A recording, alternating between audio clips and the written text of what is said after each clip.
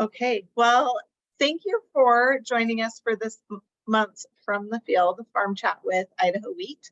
I am Brittany. I am the Executive Director of the Idaho Wheat Commission, and we are joined today by Heather Stebbings, who is the Executive Director, CEO. I'm not exactly sure which. Executive Director. Okay, Executive Director of the Pacific Northwest Waterways Association.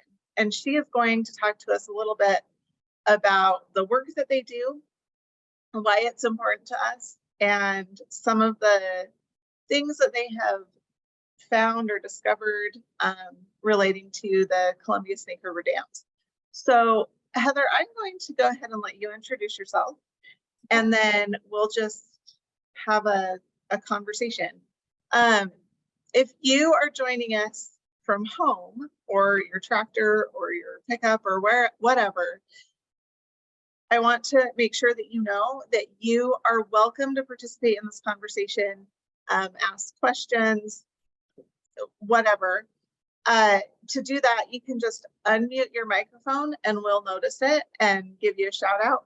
You can use the buttons at the bottom of your screen, the reaction button, to raise your hand, or you can type a message into the chat and we'll make sure that Heather answers that question for you. So, all right, without further ado, go ahead, Heather, and tell us about yourself. Okay, thanks, Brittany, and thanks, Ryan. Appreciate being asked to participate today and being able to talk a little bit about PNWA and what we do. So, as background for PNWA, let me mute him. As background, I'll start with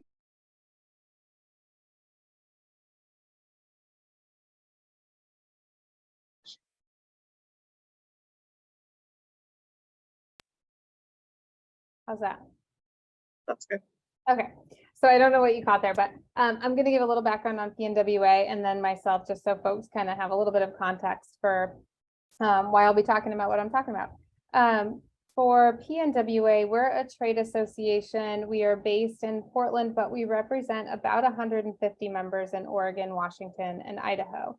And the Idaho Wheat folks are one of those members, so thank you for supporting us in the work that we do. But we essentially have all the folks at the table, from the grain growers to the ports, the facility operators, the shippers, the tugboat operators, the river pilots, bar pilots, all the folks that care about moving cargo and people. We do have cruise lines too, in and out of the Pacific Northwest. And we go back to DC and we advocate for federal funding and for policies to be in place to help support that movement of goods. And so we spend a lot of time working specifically on waterways all throughout the Northwest. Columbia Snake River system is a big portion of what we do, but not all of that. We work in Puget Sound, Washington coast, and Oregon coast as well.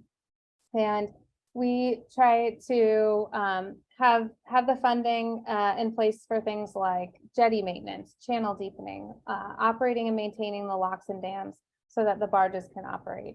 All of the things that it takes in terms of the federal component to get people and goods in and out of our region. For me, I've been executive director at PNWA for about 1.5 years. And I've worked for the association for about 15, 16 years total, doing kind of from the ground up. So communications I started with and then rolled into government relations, and now I'm in this role.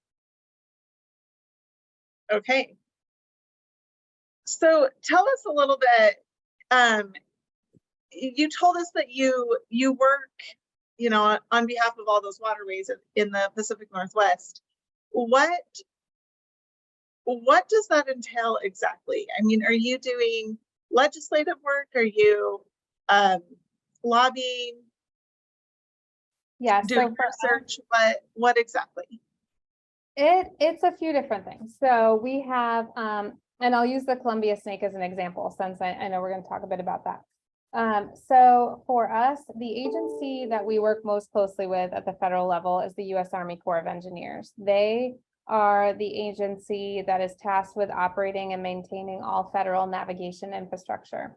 So we try to make sure that that agency has all of the funding that's needed to be able to operate and maintain all of the elements of that infrastructure. So if we start kind of at the mouth of the river, which we kind of call the cork in the bottle, because if we don't have the mouth of the Columbia River adequately maintained, no cargo would be able to get in or out, and that would obviously hurt folks all around the region and the nation. So we work with the Corps of Engineers and we say, you know, we have the jetties at the mouth of the river.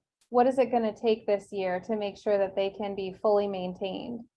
And so we go back to DC and we advocate for that funding to make sure that it's in place for that agency. Sometimes that entails working with it always entails working with the White House to try to get that funding in the actual president's budget. But oftentimes the budget comes out, it doesn't have all of the funding we need. So we have to go work with Congress to try to get that funding plussed up so that when we have a final bill that Congress puts out, that it has the amount of funding that we need for our region. And we do the same thing for dredging on the lower Columbia River. We do the same thing for all of the 8 locks and dams on the system. If there's dredging work that's needed up in the lower Granite Pool near Lewiston and Clarkston, same thing that we do for that. We also work on a policy component. So to make sure that the Corps of Engineers in particular, but we do work on things for other agencies like NOAA Fisheries when it comes to the regulatory side. But we try to make sure that the policies are also in place to help the agency be as efficient as possible in their process. With regard to the Snake River dams, the other component that we work on is the legal aspect. So we do have a subset of our members, of about 30 of our members, that fund the legal effort related to the operations of the Columbia Snake System, primarily as it relates to the litigation on the Snake River dams. And so we engage pretty heavily in that. We've been involved in the litigation since 2002. And so that's shifted a little bit. I think we might talk about that, but basically we are there to represent the voice of navigation, irrigation, the growers, agriculture, some utility folks in that legal effort. Okay. Oh, Ryan, go ahead. Heather, can you kind of share with us just how much product or international trade happens on the Columbia River? Sure. So the latest numbers we have, and I will probably use some specific numbers because it's easy to talk about the volumes in that way, but the latest numbers that we have are from about 2020, and the Columbia River Trade Gateway, so the deep draft portion, moved about 51 million tons of cargo in 2020. That's probably average. Sometimes it's a little more, sometimes it's less. But when we think about, and for grain in particular, so wheat, soy, corn, it was about 2/3 of that, 33 million tons of cargo just on the grain side. So, you know, we are the #1 wheat export gateway. We're #2 in the nation for corn and soy, and we're #3 on the globe for grain exports as a whole. On the inland system, when we think about the locks and dams, we move on the barge system about 8.5 million tons of cargo through all 8 locks. And then if we kind of zoom in particular on the Snake River dams, it's about 4.2 million tons of cargo. And that's one of the highest numbers that we've had in about the last 10 years. So sometimes folks will hear, oh, you know, when we start talking about the Snake River dams, that cargo is declining. That's not accurate. We often see cargoes sustained or increasing slightly. And so 4.2 million tons is a really good number for the inland system on the Snake. And that equals about 10% of all US wheat exports. So a lot of cargo we're talking about moving in on those projects. I know that frequently obviously these locks have to be repaired annually or sometimes every 2 years on a schedule. How does that affect those numbers and exports down the river when they shut those locks down for repairs? So every year, the Corps of Engineers shuts down their locks in March for about 2 to 3 weeks. And they shut down the entire 8 locks, depending on what needs to be done, for 2 to 3 weeks. And so that's what we call routine annual maintenance. For larger components, I guess just rewinding a little bit, the projects were authorized and constructed from, the 1930s to the 70s. So they're aging, and what we always like to try to tell folks is that just like, highways, bridges, other pieces of infrastructure, we need to invest in the locks and dams as well and have these maintenance projects take place.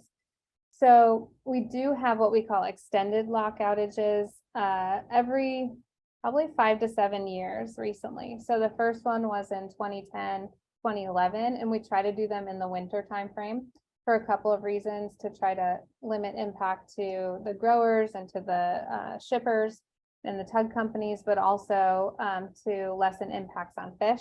So we have a certain time of year where we can do in-water work like that. And so it takes place in the winter time. And that one was, I believe, about 14 weeks. And so it was the first of its kind. So it took about 2 years of advanced planning, working with folks like yourselves, the growers, working with U.S. Wheat associates to help deliver that message overseas, and working with all of our members in terms of the tug companies and the ports and all of the folks. So everybody knew what was coming and what to expect. And it ended up being a great success. What we ended up seeing out of that was a flurry of activity before the closure.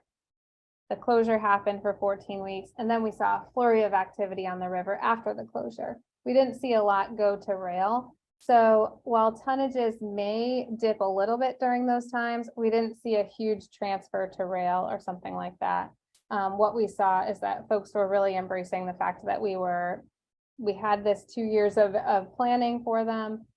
They don't obviously love to have the system down, but they understand that it needs to be done for the reliability and future of the system. And so we saw that again in, I believe, 2015, 2016. We have a closure like that next year in 2024, and we have another one on the horizon in 2030. Okay. What do you, obviously, the waterways are important to wheat growers. As you said, 10% of the U.S. wheat supply or exports goes through that system.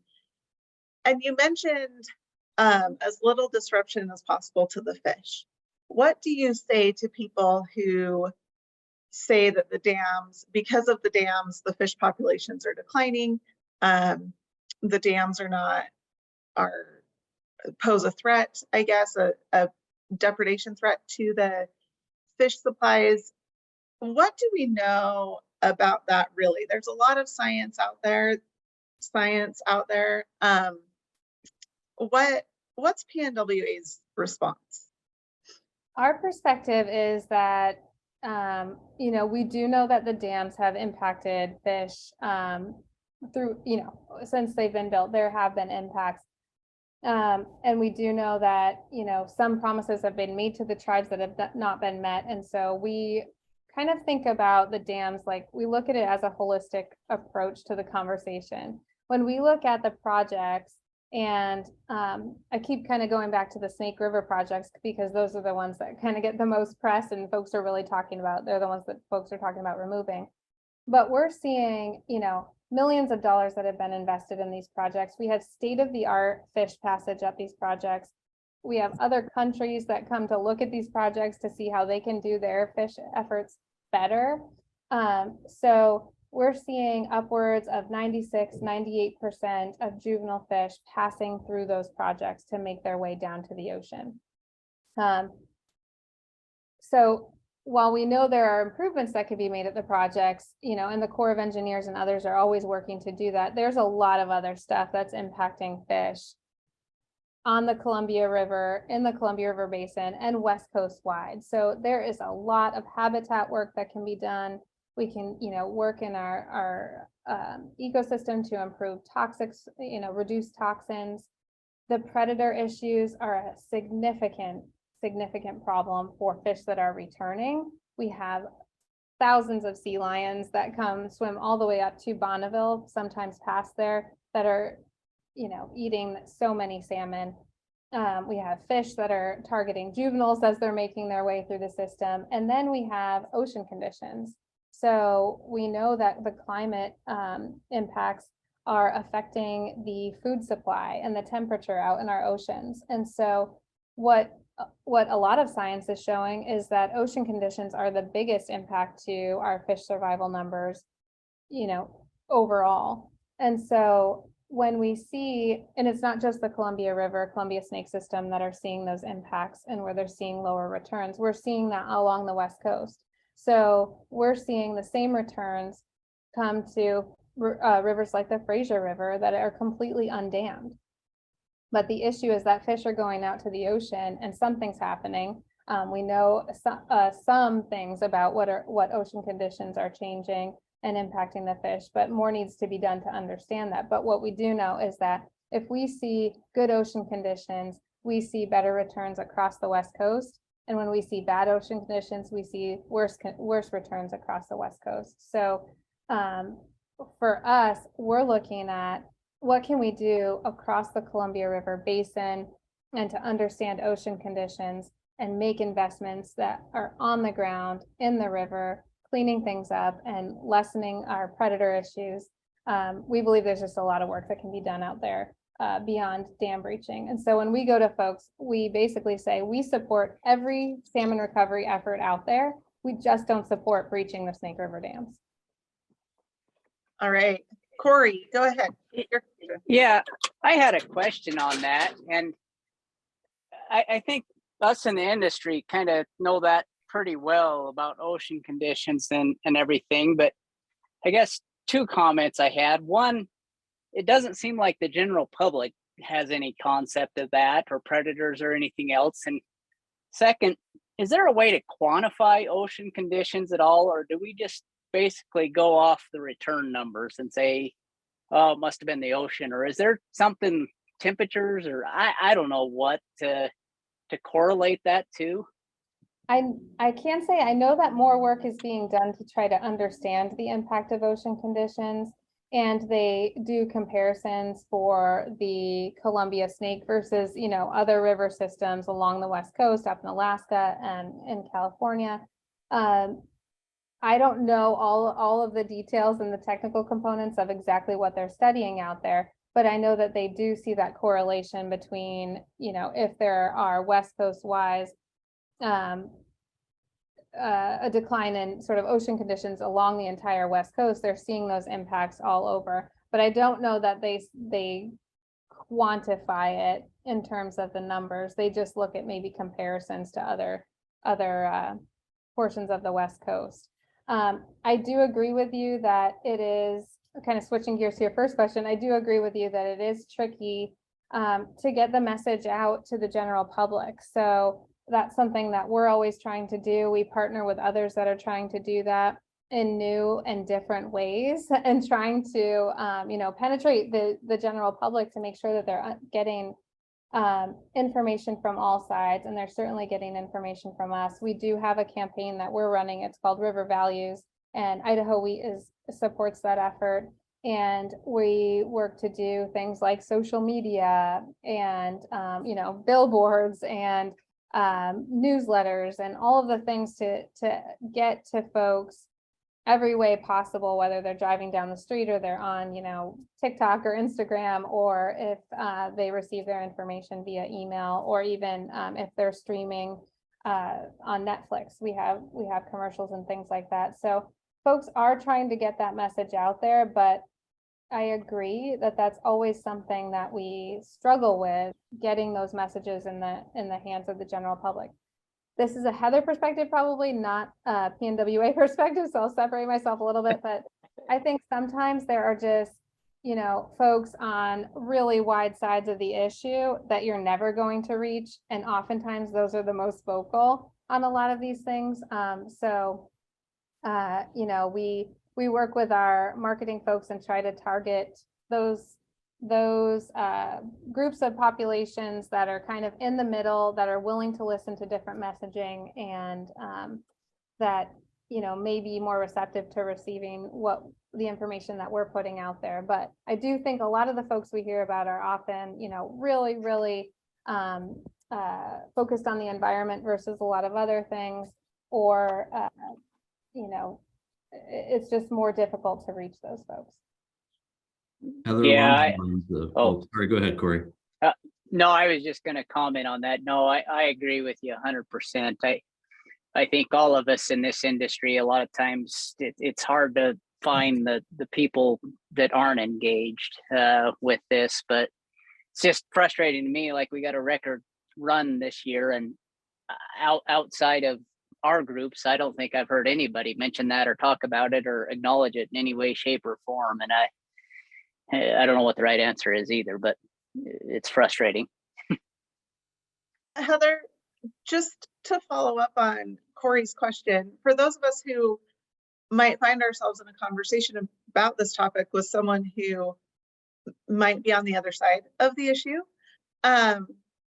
when you talk about ocean conditions, what conditions exactly? I mean, is it, we know that the temperatures are higher and that poses a threat. Are there other things specifically that can be cited, I guess? I think the other big one, temperatures, I think definitely play a big role. And the other thing is availability of food. So with the temperature changing, we're seeing, you know, different organisms that are no longer living there that the salmon and steelhead used to rely on as a food source. And so I think shifting food sources is the other big one. But I'm sure there are a number of other factors too that I just don't get in technical weeds on, but those are the two that I hear about most: temperature and food availability. Okay, thank you. Ryan, I'm sorry. No, that's okay. And Corey, I'm sorry for interrupting. Along those lines, with what Corey was saying about public knowledge, I know the main concern with the general public always comes back to the concern of the fish population. We know and we advocate for the barging system. We understand the benefits that come from barging.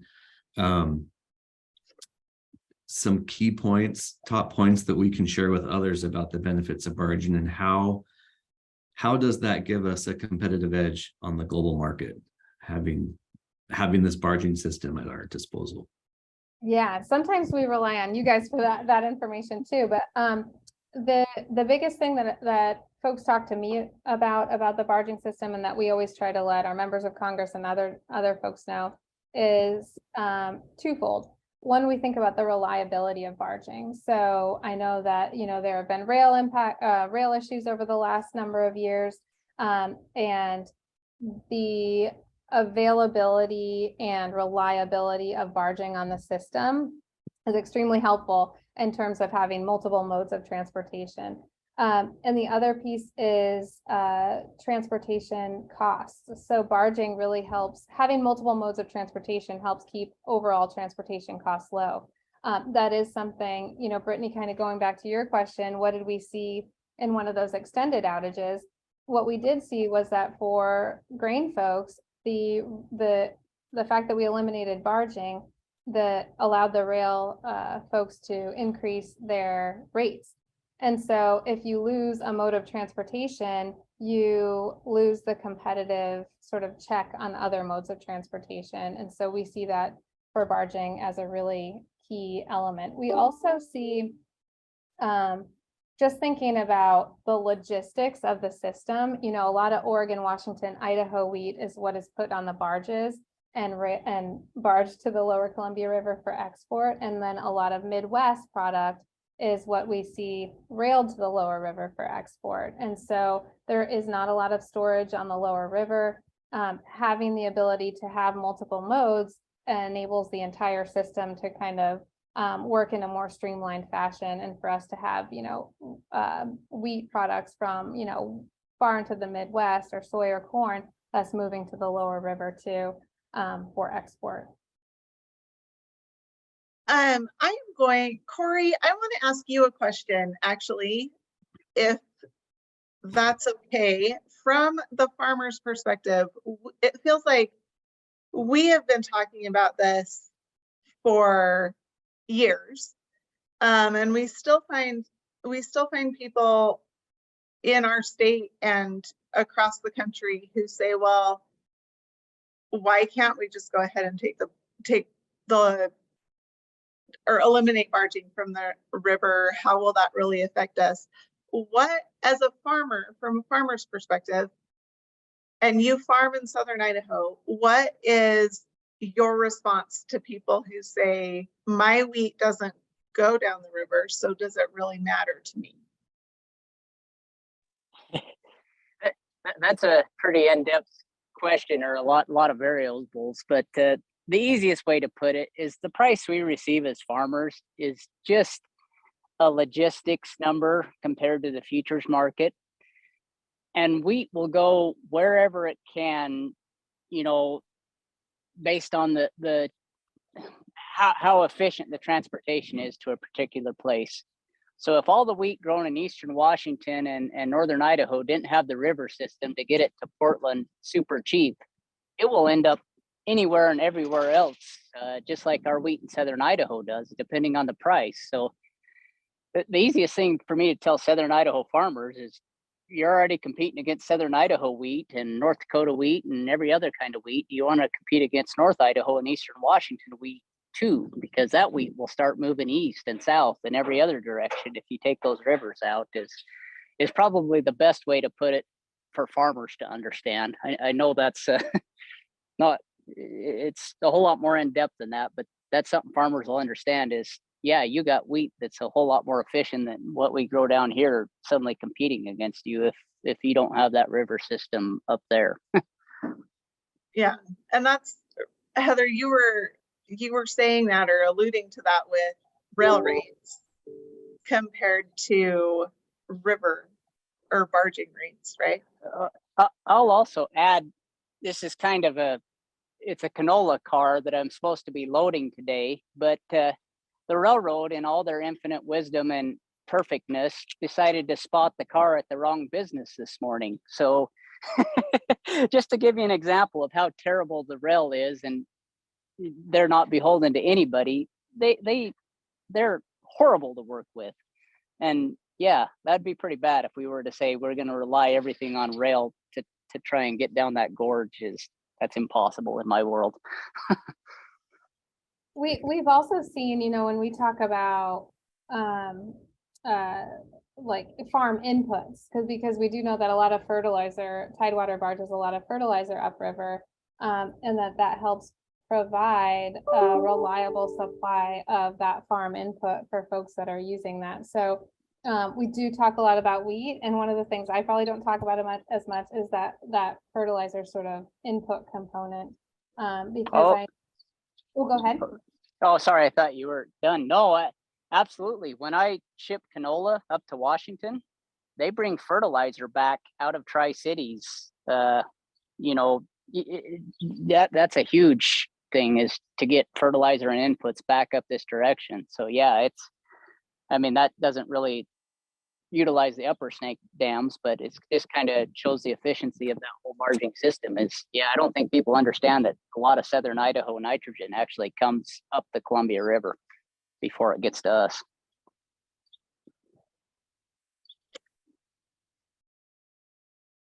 Heather, from an environmental perspective, which is another argument we get a lot, what is the benefit of barging over truck or rail? What would be, if we weren't able to use that system anymore, what would be the ramifications environmentally? We've talked economically and logistically, but we haven't really touched on this. There would be a huge economic impact if we did not have the snake, or environmental impact if we didn't have the Snake River Dam. So I'll put the hydropower component kind of aside, although that's like a very, very big one. But when we think about barging is the most efficient fuel efficient way to move goods. And so when we look at that 4.2 million tons of cargo that I talked about, moving through the Snake River projects, and you eliminate barging, you're going to have to move all of that by truck and rail. And we did do a study a couple of years ago, and it showed that it would require an additional 5 million gallons of diesel annually to put that product on rail or truck. And then if you extrapolate that out into increased air emissions, it would be about 1.2 million tons of CO2 going into the air that's not currently going into the air. So there would be definitely some environmental impacts. And then, of course, there's the hydropower component. When you have clean, green hydropower at the 4 Snake River dams that have, the capacity to power 1.3 million homes. And in particular, hydropower has that unique ability to be extremely responsive. So when it's really hot out and folks are going home at 5 o'clock in the afternoon, everybody's blasting their air conditioners, they have their electric vehicles plugged in, they've got their TVs on, and you still need everything to work properly. Hydropower is extremely flexible. So you turn on your lights, it allows the ability to just meet those needs really quickly. And there are no other renewable energy sources at this point that can actually provide that, what we call peaking capacity, when you need it during those really hot days or even really cold days where you need your heaters on and things. So 2 really big pieces of the puzzle, but definite climate impacts, especially when a lot of our states and our nation as a whole are trying to reduce their climate impacts. Moving away from barging and hydropower doesn't really make sense. And I'm glad that you brought up hydropower, because I think we forget to mention that a lot when we talk about the dams. We just talk about the barging component, and the dams do a lot more than just allow barges down the river. It's producing that clean, green energy that you talked about with hydropower. So thank you. The other big thing I guess I think about when I think about the dams and folks maybe on this is the irrigation component, because Ice Harbor, the pool behind our Ice Harbor irrigates about 55,000 acres of product. And so, just a lot of apples, cherries, potatoes, all of those things, corn, that would no longer be able to be produced, would be extremely impactful to both our domestic food supply, and then also our global food supply, as well as just a huge economic hit to Washington State in particular. Yeah, that irrigation component is big also, and we don't always touch on that. So it's pretty clear from earlier in this conversation that we all need to do a better job of talking about this and telling this story a little bit and talking about the benefits of the river system. You mentioned your River Values campaign on social media. How do we find that? Well, you can always get on our email list and distribution lists.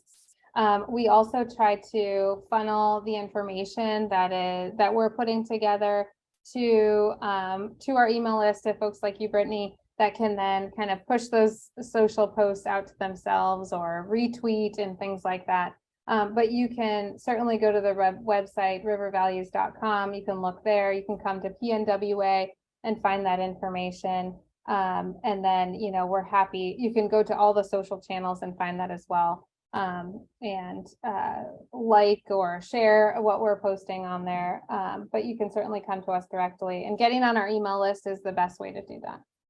And we can get on I know we are on your email list, but anyone listening to this can get on your email list just through pnwa.org. PNWA.net. .net, that's right. We will make sure we have those. Oh, sorry. If you go on River Values, I think you can sign up right there too. Okay. And we'll make sure that we have those links in the description under this video. and easy ways to connect through social media as well. That would be great. One of the things one angle that we're trying to do for folks is basically, we have developed and we put it out every month, is kind of like an advocate toolbox. So it has talking points. It has like letters to the editor. It has things that you can do to weave into, how you're talking about this issue in your own community, to give you basically the tools you need to go do it, so you don't have to try to develop the talking points or find the information yourself. That is great. I think a lot of us would say more if we knew really where to start or what to say. We're worried about saying the wrong thing, or not covering the topic well enough. So to have that, basically the work is pretty much done for us from you already, Heather, and that's such a great asset for all of us to utilize.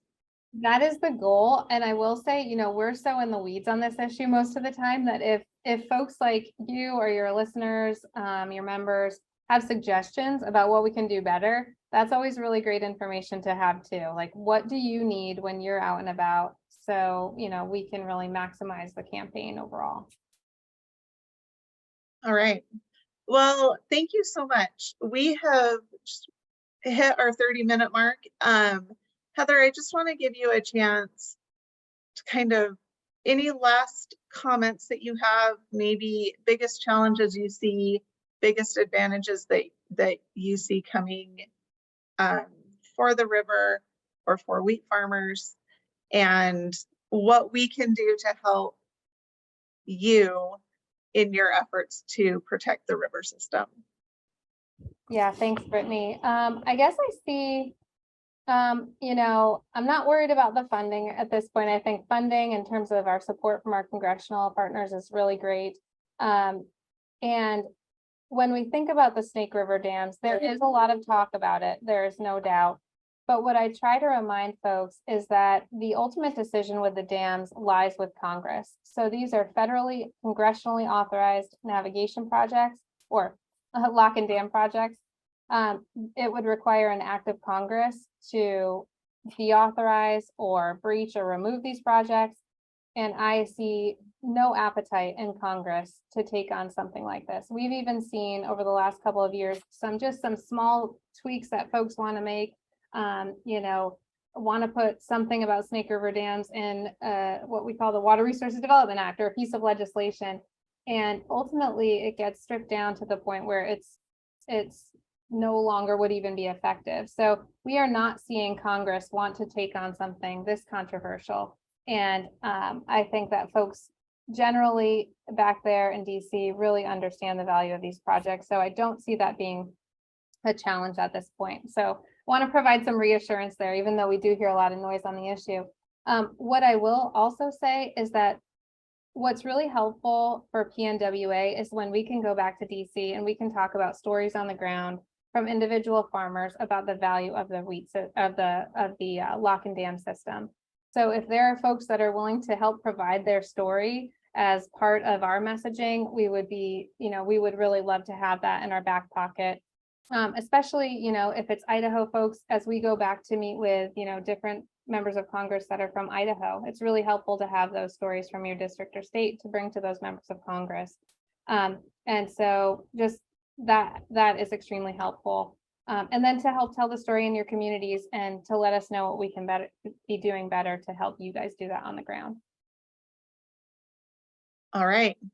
Well, thank you so much. I don't see any other questions as far as in the chat or microphones unmuted. So we will go ahead and let Heather get back to her work of keeping the waterways open and doing what we can't do. So thank you so much, Heather, for joining us today. Thank you, all of you who tuned in. If you're listening to this later or watching it on YouTube later, thank you so much. If you have questions, go ahead and reach out to wheat@idahowheat.org. And if we can't answer your question, we will pass that on to Heather. And again, the email addresses and social media handles are for Pacific Northwest Waterways Association and the River Values Campaign are just down below this video in the description. So thank you so much again, Heather, and we'll keep barging. Thank you. Thanks so much, Brittany and Ryan. Take care.